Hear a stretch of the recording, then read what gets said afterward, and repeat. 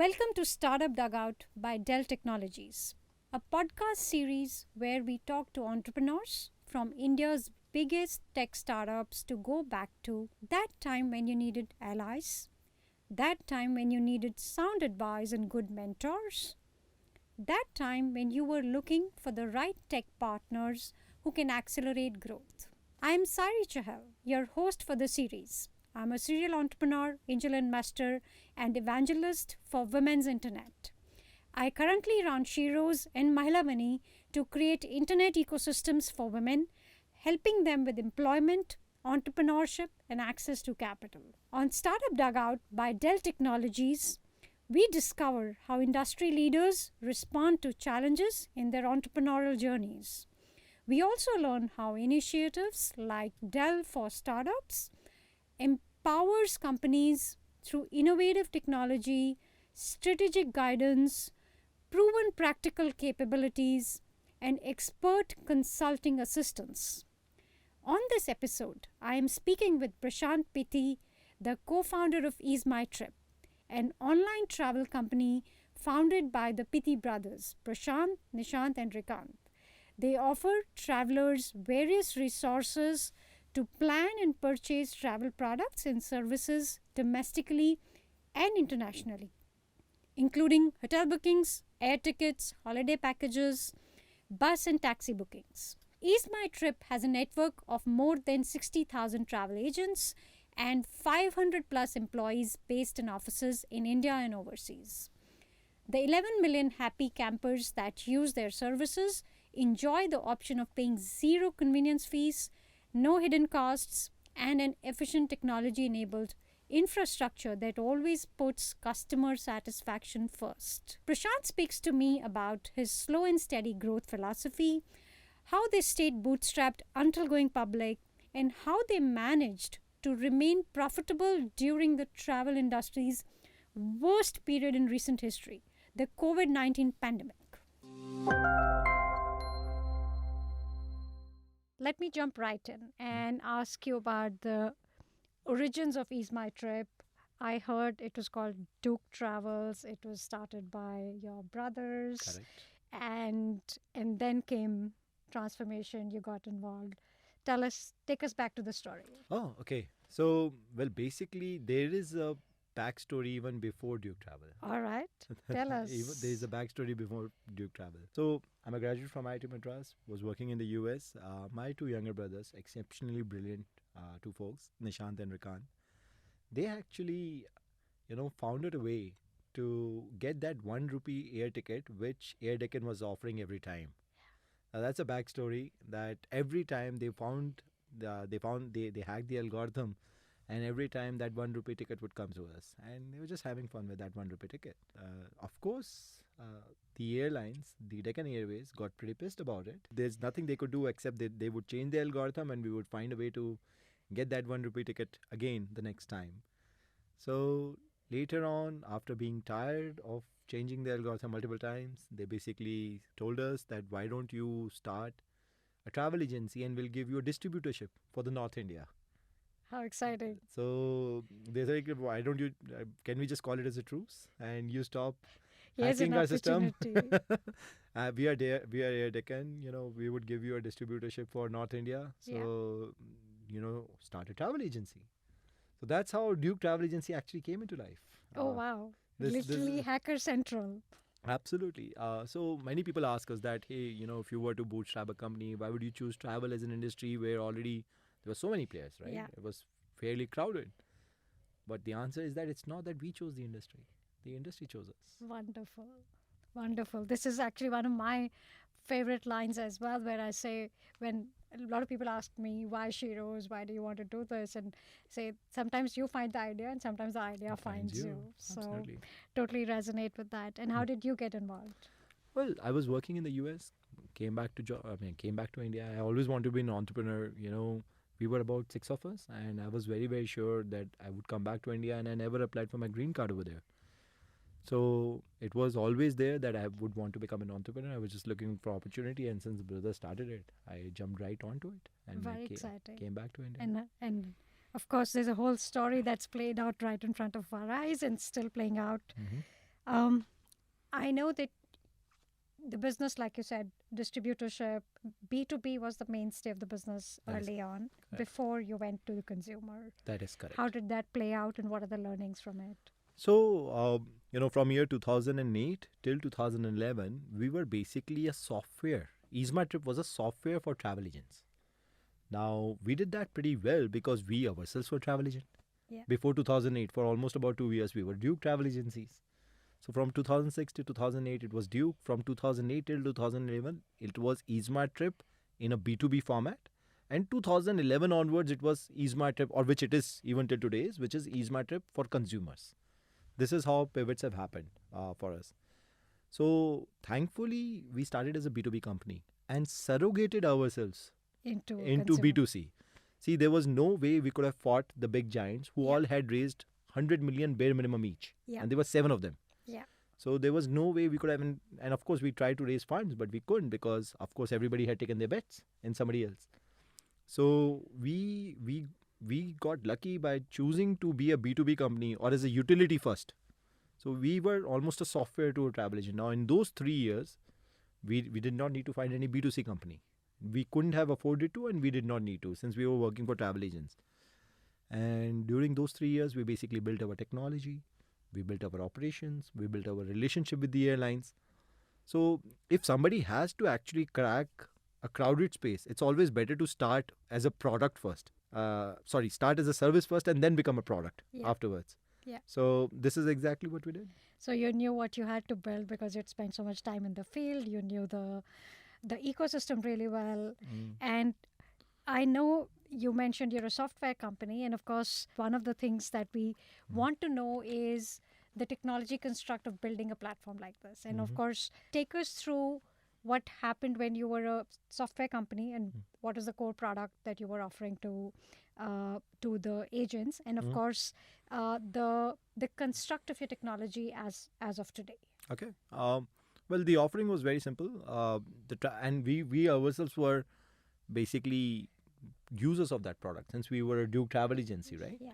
So we needed somebody to have that product. And the product was, see, as a travel agent, you don't know when a customer is walking in which airline is he going to use Yeah. to buy, right? And hence you would need to put decent amount of money in each airlines, and there were almost about 10 at that time.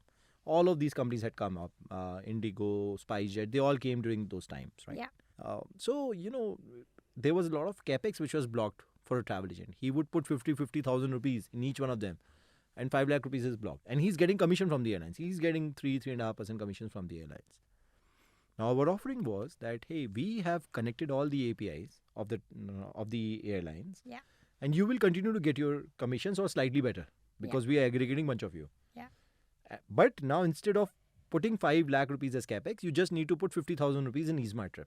This was the offering to the travel agent, and it worked really, really well because as a Duke travel agency, we knew what problem we were facing ourselves. So if you know exact reason of the why of what you're doing, the chances of success are much, much higher. And that's what exactly happened. In the first 3 years, almost 11,000 travel agents were using us Oh wow. of the 70,000 travel agents in India. That's- 11,000, and that too, it's all word of mouth or either cold meetings where we would go and meet those travel agents and tell them that this is the service. You're getting, what are you getting from airlines? 3.5%. Okay, well, you'll get 4.5% from us. All you have to do is start using us, and you will continue to get your commissions, and now your capex will reduce dramatically. At EaseMyTrip, you don't have to put in that much amount of money. So the value proposition was very real since it came from within inside. Yeah. And but however, we knew that the business is growing on quarterly basis, right? But we knew that this is not going to go on forever because soon the day will come when travel agents might also become irrelevant. Yeah. Since the world is moving online, right? Yeah. So Which it did. Which it did. which it did. There were a couple of other competitors of ours Yeah. which stuck by remaining a B2B company, Yeah. and they no longer are relevant. Yeah. So for us, it was a call which we had to take of whether we want to become a B2C company or not. And we knew that there'd be repercussions. See, travel agents wouldn't want us to become a B2C company. Yeah. So there was also very clear that, if you decide to become a B2C company, forget my business. That was also an understanding from travel agents. So it was a very hard call in that sense, where we had to decide what to do. But a job of an entrepreneur is to actually optimize for a decade, Yeah. not for a couple of years. If we were optimizing for a couple of years, we would have continued with a B2B company. But that's not the job of an entrepreneur. When you can clearly see what the future is ahead, you cannot continue to build what is not going to be future. Yeah. You have to build for the future. Absolutely. So when you are taking decade as a horizon, not couple of years as a horizon, you have to do the right thing.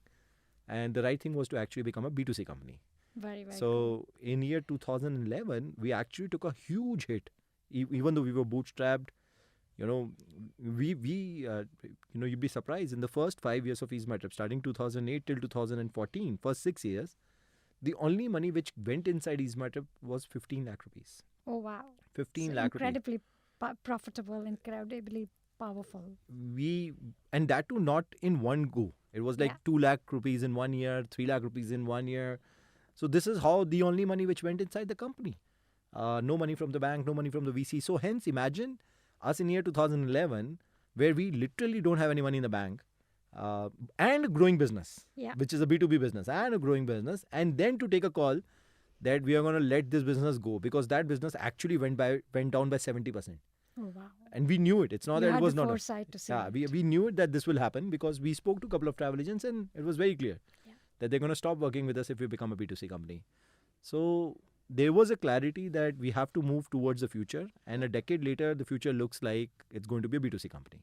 And here we are. Of course, you guys are perhaps the only profitable travel company in the B2C space. I know you've said you bootstrapped it. Everybody had taken their bets. Nobody would fund us, which proved to be a blessing in disguise. And Sort then of. you went IPO.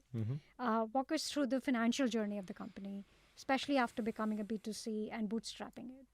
Okay, so starting 2011, business degrew dramatically. Yeah.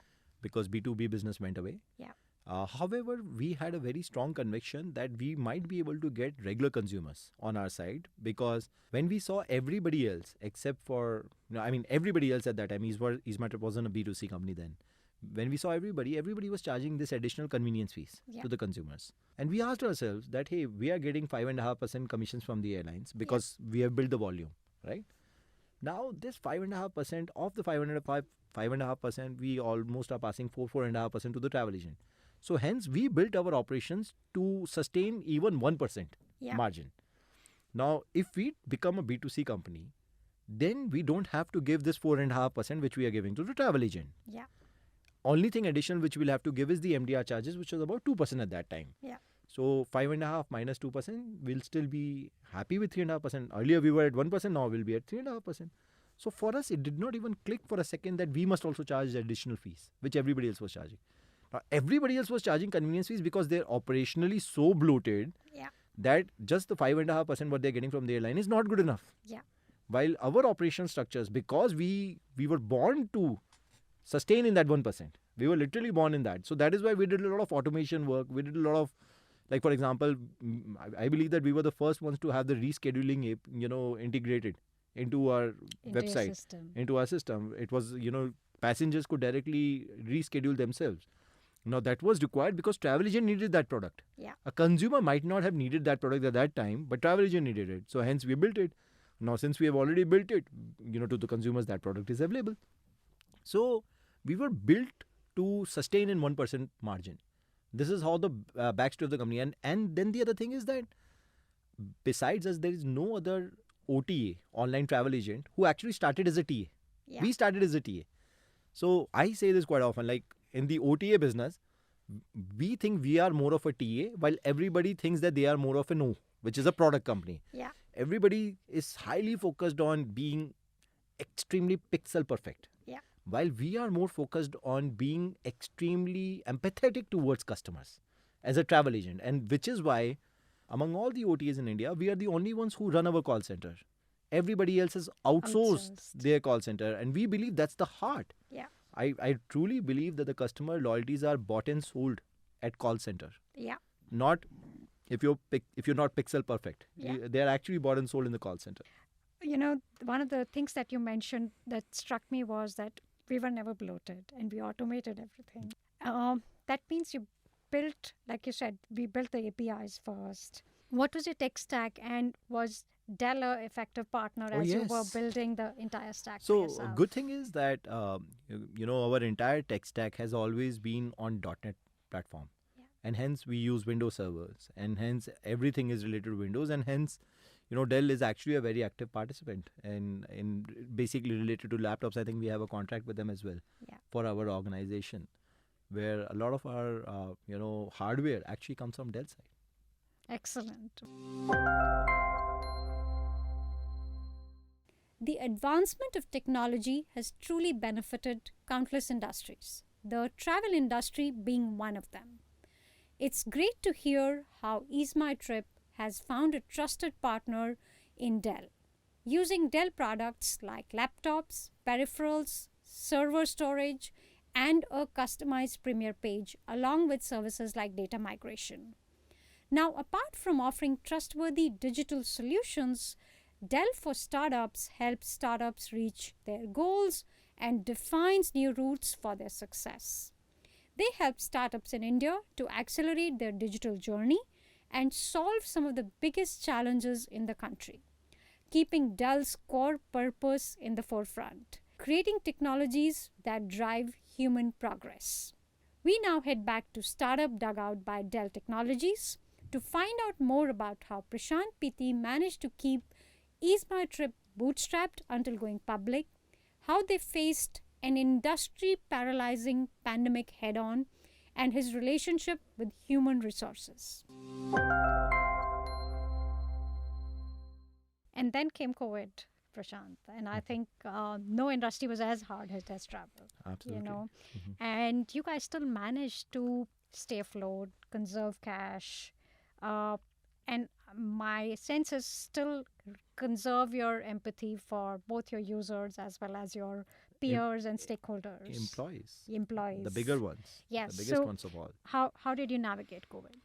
So, this is a very interesting story of what we did. I think as a listed company, the kind of insanity which we did right after COVID, I don't think so we'd be able to do that now. We'll be able to pull it off. But this is what happened. 21st of March, our PM came and announced that now it's going to be shut down. Yeah. And all the flights are going to be halted. So the business was standstill. Yeah. For the 2 months, April and May, there was zero business, literally zero business. And June flight reopened and there was a little bit of business. Now, during the first 2 weeks of lockdown, our call volumes actually went up by 3 times. The incoming call volumes. That's interesting. And what happened there? Everybody was looking for their refund. Everybody wanted their refund. Either they are stranded or they need the money or whatever be the case. Where is my refund? Was the standard question which we were getting all throughout. And we understood that this is probably a panicky situation where everybody's looking. And now we are the middlemen, right? You give us the money, we give the money to the airlines or the hotels. And now they refund and then we basically provide it back to you. Yeah. This is the chain of process. Now, airlines and hotels, they also can't provide refund because they are bleeding dramatically. Yeah. All of a sudden, their businesses completely come to a standstill halt. And the understanding which we have from the airlines and from the hotel is basically once this COVID recovers, you can utilize, we will give you the credit chills. This is what is called in our terminology. We'll give you the credit chills and you can use those credit chills to book future flights. Yeah. But hard cash is something which we will not be able to provide right now. Yeah. It was very clear. Now, we had about 200 odd crores in our bank, which was the profit which we had accumulated over the period of 13 years while running EaseMyTrip. So there was about 200 odd crores in the bank at that time. And that time we decided that we're going to use this money and give it to the customers and basically, surprise them that EaseMyTrip is giving refund. Now, that was a very ballsy move because had any airline or hotel went bankrupt, we would have lost that money. We would have lost that GMV. The entire money would have gone. But thankfully, none of that happened. Yeah. 4 months later, when the life came back and when credit shells, we could utilize the credit shells, we didn't have to pay back to the airlines, right? Since, we already had the refund. So we got our entire money back, but we distributed about 40 odd crores to consumers using our cash reserves. Now, but that created huge amount of flutter all around where we saw social media buzzing where people were tagging our competitors and saying, my friend got money from EaseMyTrip, where is my money? Now, my competitors were not doing anything wrong. Yeah. We all were supposed to wait Yeah. to get the refund and then give to the customers.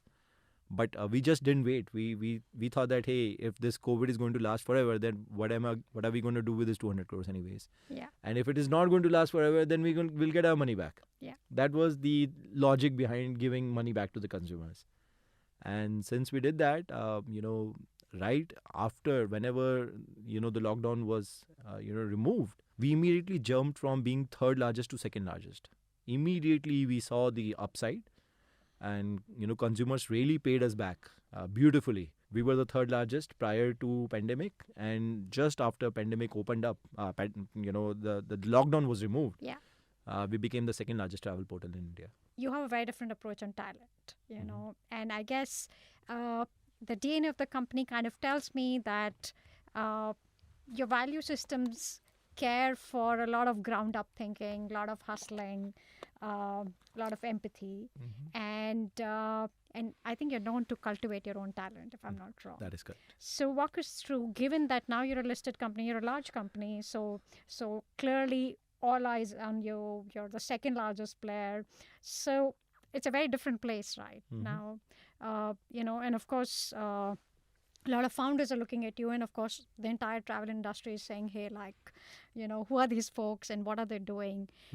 What's your talent strategy? How do you treat your people? What goes on inside the company? Look, it might sound that we knew it all, but a lot of it wasn't that. A lot of it was we are just also trying to improvise as the situation comes, right? Yeah. Imagine us in year 2012 and 13. 12, 13, 14, literally no money in the bank. And now, but the business is growing, B2C business is growing.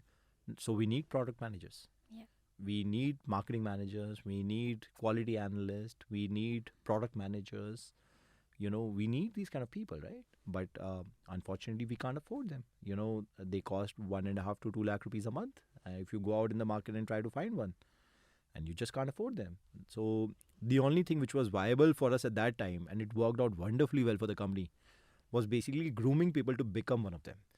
So we picked our top call center employees. Since call center has always been in-house, that actually came out as a beautiful decision for multiple reasons. It triggered into multiple decisions. So we picked top 20 of our call center employees, and we groomed them to become marketing employees, product managers, quality analysts. Heck, even our VP of tech comes from our call center department today. Love that. So we have actually really trained people into various aspects. We have given them time to learn. We have treated them with utmost respect. And, honestly speaking, most of the time people are not really looking just for the money. It's basically changing your designation, basically changes your lifestyle as well. You no longer are a blue collar employee while being as a call center executive. And immediately, let's say if your promotion becomes product manager. And guess what? These people actually understand product so much better since they have been with customer for years. So we groomed these 20 people, and now I could say that we have done this transition for about 70, 80 odd people in our company who have come from call center. In fact, in my product, we have about 7-8 product managers, and all of them come from call center. They're so close to the customer. They're so close to the customer. Our quality teams, a lot of people in quality, marketing, operations, a lot of people come from call center, and this is how we internally grow people. It is much more efficient as well, and then these people, they literally pay you back for a really long time. There is a lot of empathy on their side as well, which plays out, where they understand that the company has changed their course of life, and hence they also need to be loyal towards the company. And we barely lose these people, and these people actually emulate founders within their departments and are helping us grow the company. Super interesting. Of course, where you are today now, Prashant, you're clearly a big company. You have a formidable position in the market. And I know you're listed, so we're not going to ask you forward-looking statements. But I do want to ask you, you've taken a a strong call on M&As, and you've been driving acquisitions, and some in not so direct sectors, right? Like you've been building uh, uh, the the entire organization using M&A. What's the plan behind that? What's the approach behind Well, that? we have done 3 acquisitions in the last 1 year. Yeah. And at EaseMyTrip, we started as a flight company. And for almost about 7, 8 years, we were predominantly just in flight. Yeah. We could not have afforded to not to have focus. Yeah. Let me put it this way. As a bootstrap company, we had to had a razor sharp focus on one thing. Yeah. And which was flight for a really long time. And because of which people know us because of flight booking. We started our hotel, bus, train, holidays, everything in the last 5 odd years. And because of which that number is increasing, that number is growing up. Now our air versus non-air would be 90-10. 90 would be 2 years back, it would be 98-2. Wow. But now it is 90-10. Wow. And it is actually hard because our air base is also increasing very rapidly. Yeah. So We're still in a growing market. Correct. We're still in a very growing market. So the acquisitions which are happening at EaseMyTrip, they all are there to consolidate and solidify our non-air part, which could be hotel, which could be bus, which could be cabs, which could be charters. Charter is also non-typical type of air travel, right? Yes. So anything which is consolidating and solidifying our efforts Yes. on the others aspect. But again, we are looking for companies which are like EaseMyTrip, disruptive, very unit economically, understanding. I mean, I have a very strong sense of, why businesses are done. And this is what I'm looking for in the other founders. For me, the businesses are done only for two purposes. One is to serve your customers really, really well. And second, to do it profitably so that you can serve them really, really well for a really, really long time. This is how I see it as a business, and those are the kinds of companies which we are trying to acquire. Wonderfully said, Prashant, and I think we couldn't agree more, especially in this year and this point in time in history. A little bit of a personal question. I think you've seen the founder's journey, and I know you're friends with a lot of founders in the ecosystem. You talk to a lot of us. You mentor some, and you write checks to some, and and there's a lot of goodwill around that. What would you say, is the crux of your founder journey? Okay, so I think I had to learn to be a founder. Let me put it this way, that, I was a risk-averse person. That's why I got into IIT. That's why we studied so hard, right? Because you are a risk-averse person. You want to study very hard and mitigate the risk for the future.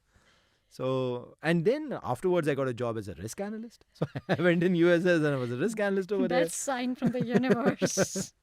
So when I became an entrepreneur, I realized that I lack something. And what lacking I found in myself after, doing a bit of thinking was that I am actually a risk-averse person. I am a great employee, but, to wear a founder's hat, you have to take calculated risks. And you have to start learning to take risks. And this is what I taught myself first time. That, boss, you have to be okay with 70% information and you have to take a call. You cannot delegate it for as long as till you get 95% information. And you have to learn how to take those calls. They are risky for sure, but it has to be done. So this is one thing which I think as a founder, I had to learn first myself before even I could teach anybody about this. And then I actually created a theory around it, which is, it is always better to be curious than cautious. Yeah. It's better to experiment something and lose it out rather than, just wait it out cautiously and not try it at all. Because if you're going to do 10 different things, 1 or 2 might succeed. You have to be okay to say that remaining 8 didn't do well. But those 1 or 2 which succeeds would actually pay off for everything else beyond that. So it is so much better to be, curious than cautious around. Wonderful. Last question, Prashant, and I think this stems from the fact that you gave up the life of safety, left US, came back to India, became a founder. What's your vision of India? We're in a very interesting time in the market. I think the India entrepreneurship story is playing out right in front of our eyes. And at some point when somebody chronicles all this, all this history, maybe, 2000 onwards when tech companies started, getting built, how do you see this playing out, both as a founder who came back from the US, gave up an opportunity, and I don't the think so I country gave at up on large? anything. Yeah. I literally don't think so I gave up on anything. I feel like if you have to be an entrepreneur, India is the place to be. It's the most happening place. You can have a safety cushion around in foreign land for sure. But if you have to be an entrepreneur, India is the place, and that is why I think this country has only given things to me rather than I giving anything to the country. For the country level, I am extremely, extremely optimistic, and I think I have some numbers to share why I feel that optimism. See, according to one Harvard study, Indians innately are more entrepreneur Yeah. than the other parts of the people of the world. 83% of people want to be an entrepreneur in Yeah. our country, while the worldwide average is, I think, around 53%. So there's an innate need for Indians to be an entrepreneur. Now, however, if you back that up with data, in the last 10 years, we have had about 60,000 startups. Yeah. However, we have had crores of people who have graduated. Yeah. So what is actually stopping these people to become an entrepreneur? My question is that I think this 60,000 is a ridiculously low number. Yeah. And my feelings are that this number is going to explode as we as a country start believing in ourselves. What is stopping college graduate to become an entrepreneur is not that he's not desiring to become an entrepreneur. It's just that where will I get this funding? How will things move forward? Will country be conducive to my new idea? Will people be okay with my failures? These are the questions because of which, there is a looming around, let me just get a job. And those things are actually bit by bit, pieces by pieces, are getting solved Yeah. for people. There's enough capital available now, which wasn't the case the time when we started our entrepreneurship journey. As a country, we are much more confident. We have a stance of who we are, and we are very proud to say it. In the geopolitical situation where we are, with China taking a beating from the rest of the world, I think India's stance is only getting grander for what we need to deliver for the world now. There is a lot of responsibility on our shoulder to deliver what world is expecting out of it. And I think as a country, we are ready to step it up and take it forward. So exciting. Step it up. I get that motto.